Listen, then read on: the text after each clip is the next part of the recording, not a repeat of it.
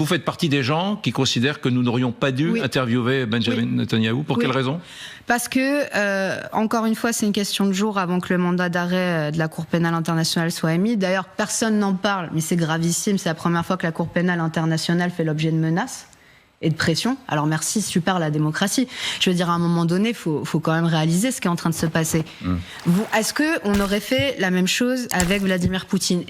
Bien sûr que non. Pour moi, ça illustre qu'on est dans un deux poids deux mesures et qu'on a encore du mal. Nous considérons que Poutine et Netanyahou, ou qu'Israël et la Russie, ce ne sont pas tout à fait les mêmes États. Non, c'est pas les mêmes États, mais encore une fois, commettre un génocide quand on est d'une démocratie, ce n'est pas une circonstance atténuante, sinon vous défigurez la notion même de démocratie à l'échelle du monde entier. La notion de génocide n'est pas statuée non plus. Non mais d'accord, mais si vous voulez, c'est un nettoyage ethnique. C'est un nettoyage ethnique. C'est important. Mais c'est un nettoyage ethnique. Et quand il y aura vous changez de mots, donc voyez. Non, mais si vous voulez, pour aller dans votre sens. Les mots sont très important parce qu'après dans le débat public, vis-à-vis des jeunes générations, il y a des mots, il y a de l'histoire. Je vous ai dit auprès de qui je m'appuyais. 500 experts, y compris des Israéliens.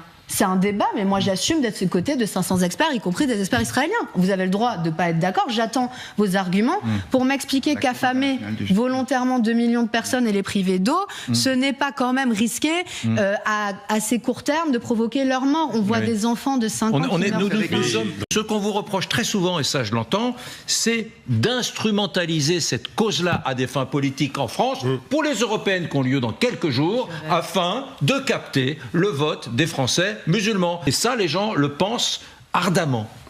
Alors, qui les gens ? Si vous leur dites à longueur de journée que c'est ce qu'on fait, effectivement, les gens vont finir par le penser. Déjà, ça vous a pas échappé qu'on a eu des positions très très claires sur le sujet dès octobre. Enfin, on n'avait même pas commencé la campagne des européennes, excusez-moi. Est-ce que maintenant, se lever contre un génocide, c'est forcément une instrumentalisation politique ? Et c'est franchement faire vraiment insulte à l'humanité des gens, comme s'il fallait forcément être musulman, venir d'un quartier populaire pour être sensible à ce qui se passe. Vous l'avez dit, beaucoup de gens, ils sont sensibles. Alors ça veut dire quoi ?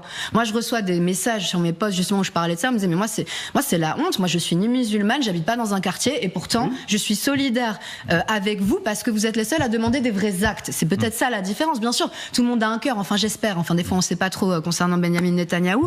Mais honnêtement, il y a les paroles et il y a les actes. Pourquoi, quand il y a eu l'invasion de l'Ukraine, quand il y a l'invasion de l'Ukraine, et à raison, on demande des sanctions économiques drastiques sur la Russie, pourquoi on n'est pas capable de le faire contre Israël ? Parce qu'Israël a été attaqué ?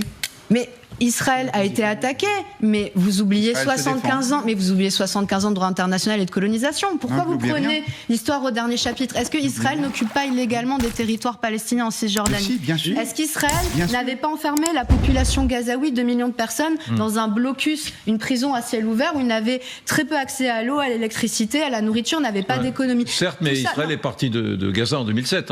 Oui, mais c'était quand même un apartheid. Je veux dire, Amnesty International qualifie ce régime d'apartheid. Alors après, vous allez me remettre en question la France Insoumise, puis Amnesty, puis l'ONU. Non, mais c'est on débat. Non, mais c'est le tour que prennent les discussions. J'ai une autre question à vous poser. Non, mais quand on entend que la Cour pénale, là, c'est le Rassemblement national qui a dit ça, la Cour pénale internationale n'est pas légitime parce qu'elle met sur le même plan le Hamas et une démocratie. Mais on est où ? Le propre d'une démocratie, c'est de respecter le droit et que le droit s'applique à tous. Et si un régime démocratique veut que la démocratie s'étende dans le monde entier, il faut qu'elle donne l'exemple et qu'elle respecte le droit international.